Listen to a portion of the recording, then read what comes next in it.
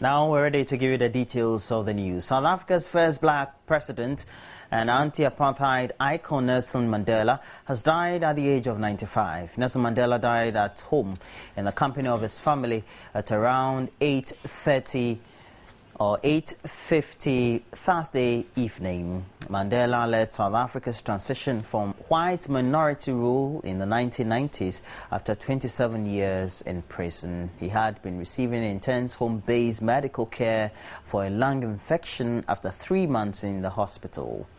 In a statement on South African national TV, President Jacob Zuma, who made the announcement of his death, said Mandela had departed and was at peace. He said the nation has lost its greatest son. President Zuma said Mr. Mandela would receive a full state funeral and flags will be flown at half-mast to his burial. The Nobel Peace Prize laureate was one of the world's most revered statesmen after preaching reconciliation despite being imprisoned for 27 years.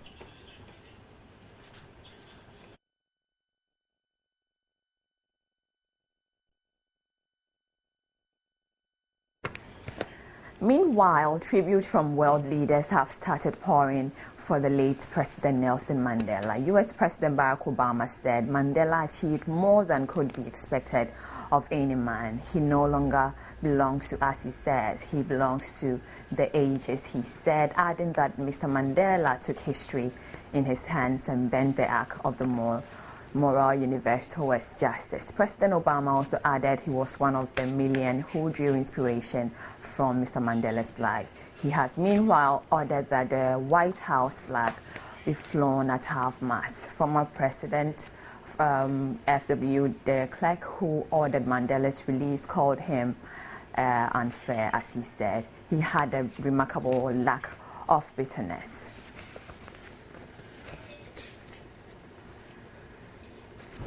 Fellow South Africans, our beloved Nelson Rolihlahla Mandela, the founding president of our democratic nation, has departed.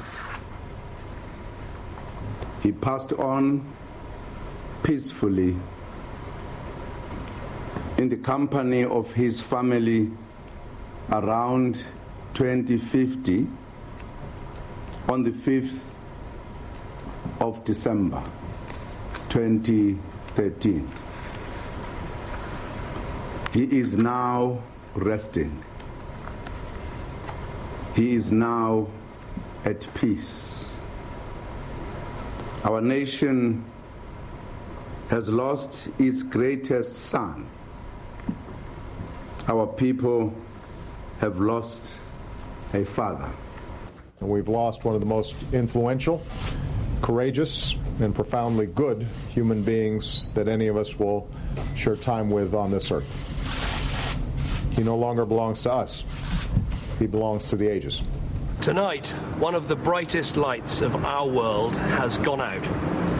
Nelson Mandela was not just a hero of our time, but a hero of all time. The first president of a free South Africa, a man who suffered so much for freedom and justice, and a man who, through his dignity and through his triumph, inspired millions. The strongest impression of all when you met him was of his extraordinary compassion and generosity and forgiveness. Tonight, families across Britain will mourn with his family and everyone in South Africa. Your greatest son has moved millions, and I believe that his inspiration for the future will be every bit as powerful as the extraordinary things that he achieved in his remarkable life. Thank you. The extremely sad and tragic news. We're just reminded of what an extraordinary and inspiring man Nelson Mandela was, and my thoughts and prayers are with him and his family right now. Thank you. After nearly 90 years of life, It is time for new heads to lift the burdens. It is in your hands now. I thank you.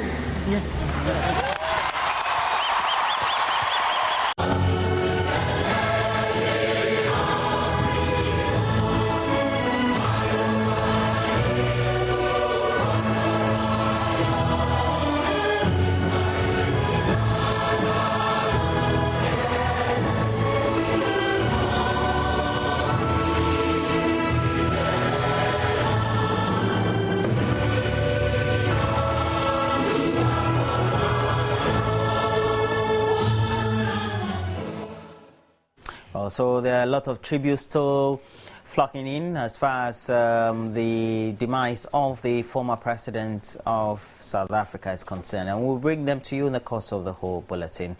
And here in Ghana, farmers and fishermen across the country will be honored today for their contribution to food security and also national development. The acknowledgement and award scheme instituted in 1984 during the PNDC era recognizes the vital role farmers and fishermen play in the national economy. As part of the National Farmers' Day celebrations, various activities and programs will be held by the Ministries for Food and Agriculture and Fisheries and Aquaculture in all regional, municipal and district capitals across the country. This year's celebration is on the theme, Reducing Post-Harvest Losses for Sustainable Food Security and Nutrition, and will be held at Sogakope in the Volta region of Ghana.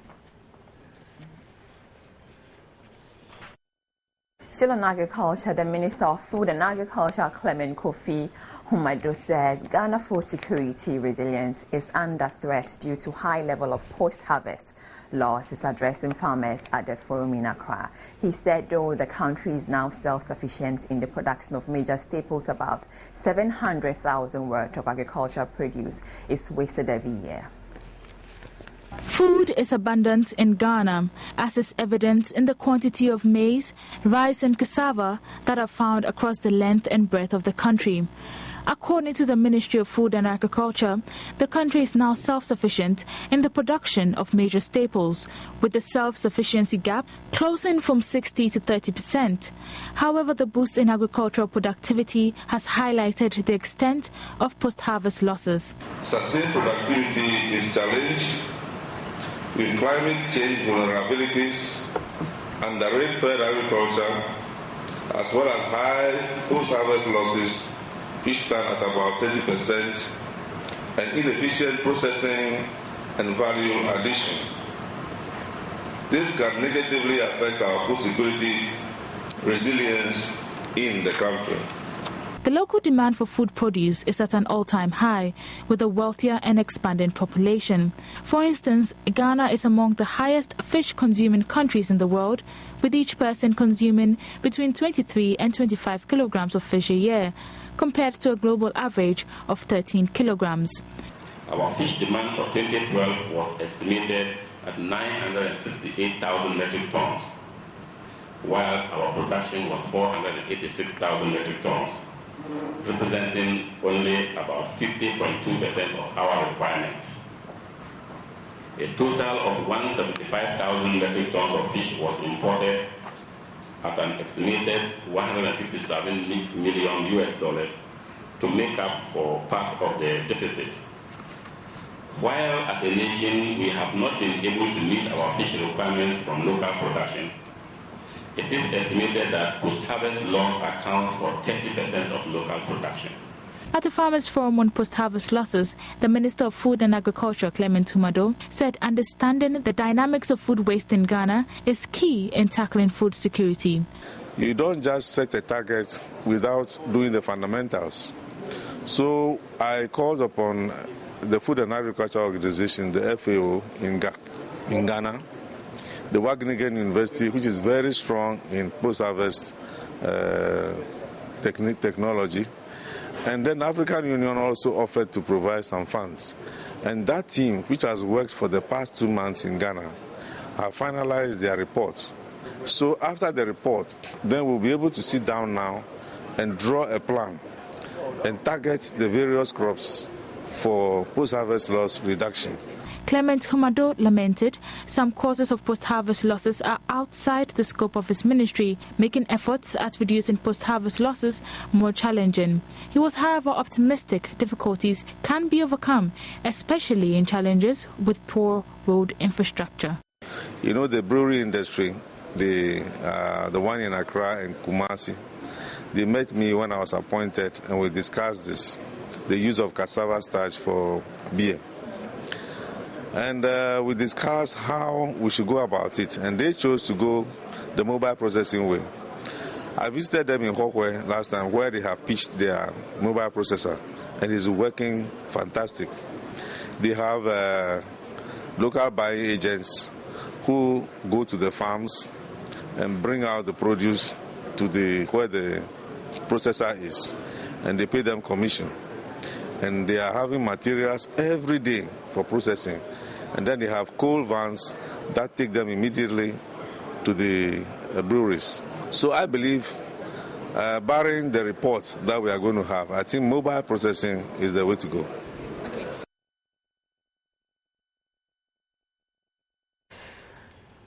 Meanwhile, Parliament has paid tribute to farmers ahead of today's commemoration of National Farmers' Day, with members very much appreciative of their contribution to national development. Even though they appreciated the efforts made by the various governments in the past, they still believe more could be done to improve the living conditions of farmers. Mr. Speaker, the farmers, especially the cocoa farmers, indirectly have helped the country to discover oil and gas by the foreign capital created for the country. I dare say that it is now the turn of oil and gas money to go into the agri sector to help our farmers in order not to create the so-called Dutch disease syndrome of other countries. So we need to at least take a chunk of the oil money to develop agriculture. Credit facilities are not available to aid our farmers to produce in large scale.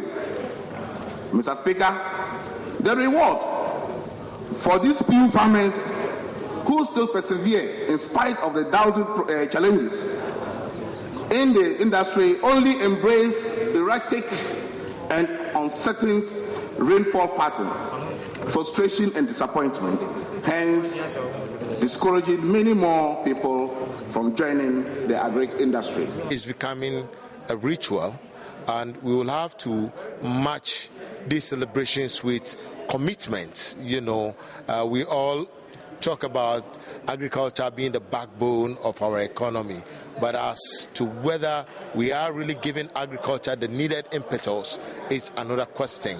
And so we should move away from the rhetoric and the ritual celebrations, you know, to real action where the impact can be felt. We say we want to improve agriculture, we want to mechanize agriculture, we want to modernize agriculture. Without farm implements like tractors and harvesters and stuff like this, how do you do that? That is impossible. You see, we are far away from those days where we use cutlasses and hoes for farming. This time around, if you are talking of farming, you are thinking of implements like tractors and harvesters and those things. And as a nation, I don't see us doing enough to improve that situation. Earlier in the day, the family of the late Harry Sawyer paid a courtesy call on Parliament to officially announce the death and burial arrangements for the deceased statesman. The Speaker and the leaders of the House assured the family of Parliament's support for the former MP, who served 2 terms for the Korle-Klottey constituency. The House resumes on Monday, December 9. Well, so we now bring you that very good news. Yes. Yeah. So Joy News at 8 on Multi TV has been adjudged the best TV news program for the year at the recently held Radio and Television Awards on Thursday night. The station, which has been operating its major news bulletin for less than 2 years now, beat competition from 4 other TV stations to pick the coveted prize. Joy FM Jefferson Saki was also adjudged the radio newscaster of the year in the male category. And the nominees are the television news program of the year. GTV News at 7, GTV News 360, TV3, 5 1 News, 5 1, ETV Prime News, ETV, and Joy FM News at 8,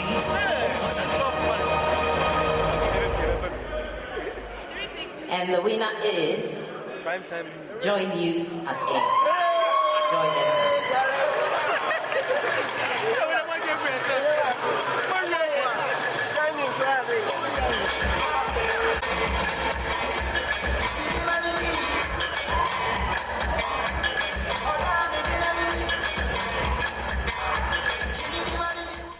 So that's this beautiful award. Yeah, it looks like the Ghana version of the Oscars, right?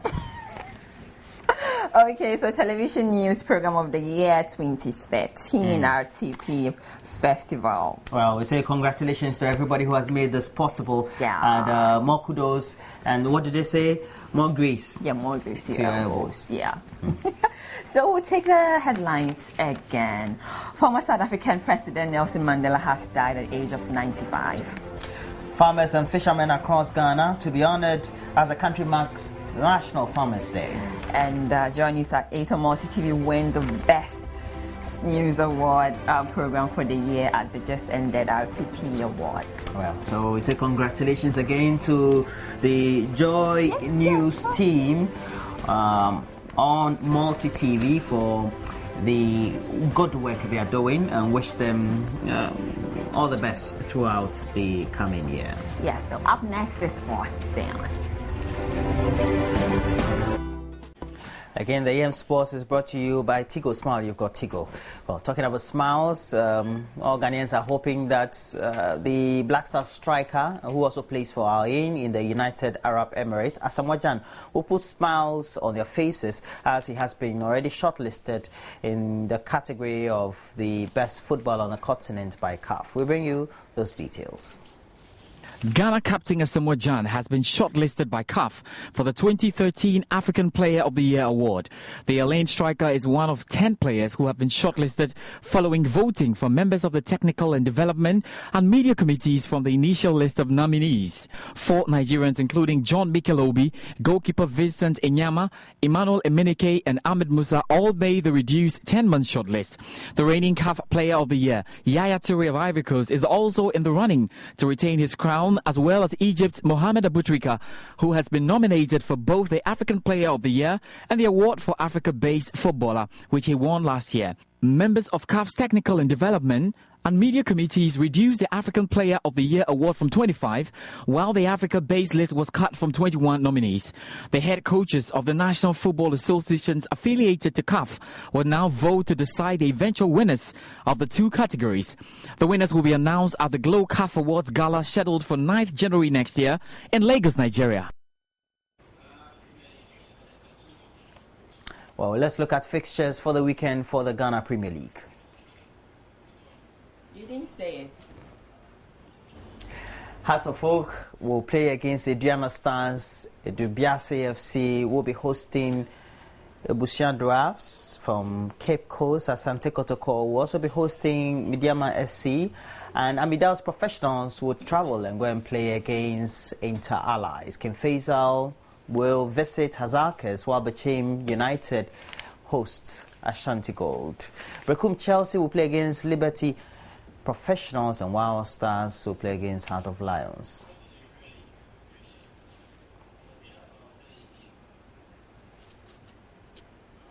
Well, let's look at fixtures for the English Premier League.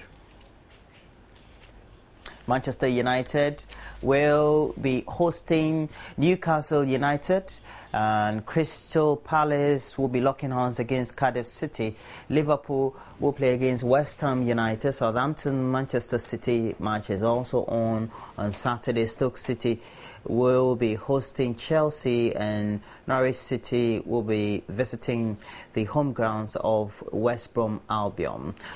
Sunderland will be playing against Tottenham Hotspurs, as Aston Villa also try to up their game against Fulham, who are currently struggling following the release of their coach Martin Yule. Arsenal will continue their winning streak against Everton, hopefully, and Swansea City would also be performing as they have always been doing against Hull City if they can.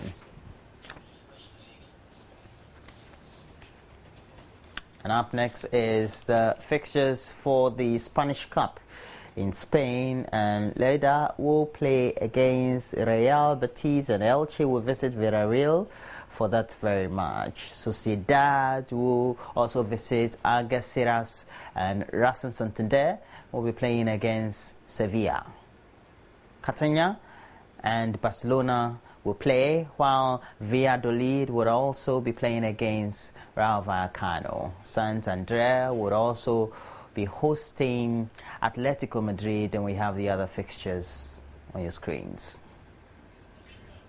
In Serie A, Juventus, who are currently leading the league, will be visiting Bologna to try and continue their winning streak, and AC Milan will also try and win a second game in a row against Livorno. Napoli will play Udinese, AS Roma, Fiorentina, Cagliari, Genoa, Hellas Verona against Atlanta, and also Internazionale will be hosting Parma.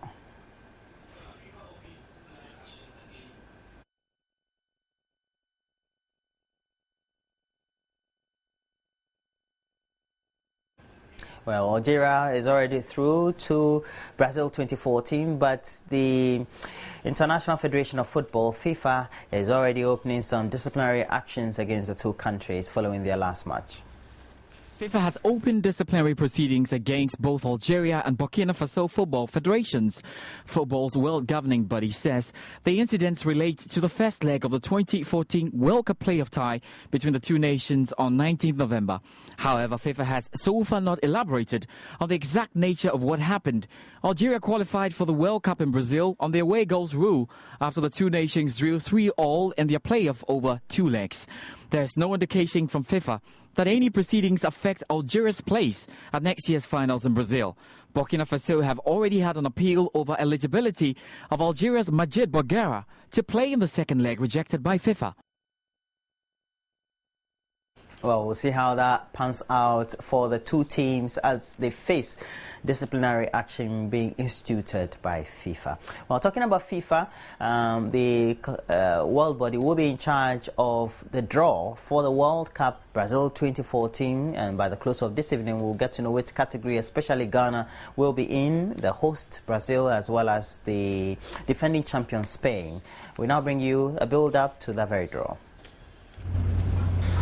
In the leafy setting of Costa do Sauípe on Brazil's Atlantic coast, the fates of the World Cup's 32 teams will be largely decided. For the selection phase of the draw can all but end a World Cup campaign before it's even started. Just ask Yaya Toure, whose Ivory Coast side are hoping for better luck after 2 devilish draws. In 2010 we get Brazil and Portugal, and in 2006 we get Holland and Argentina as well. It was a tough group for us. We hope we close the hand if we get a chance to get a good draw and have to be in a good group and try to perform well. The Elephants are trying to reach the knockout stages for the first time, as are Algeria, who will be at their 4th World Cup next year. The African record holders in terms of World Cup appearances are Samuel Eto'o's Cameroon, who will be contesting their 7th finals. But since the heady days of 1990, when Roger Milla lit up the world, the indomitable Lions have failed to reach the knockout stage again. No such problem, though, for Ghana, who have qualified from the group phase at both their World Cups. In South Africa, they came the closest of any African side in history to reaching the last 4, only to be denied when Asamoah Gyan's last-minute penalty crashed against the bar. So the semi-finals remain an invisible barrier. But they were Kenneth Omoruo's firm target when he was asked what stage he wants Nigeria to reach next year. To get to the semi-finals and try to win something, because we just don't want to be among the clubs that just want to qualify and that's it. We want to actually get to a stage that will really shock people. So the African champions have the semi-finals in their sights, but first there's the small matter of the luck of the draw to deal with.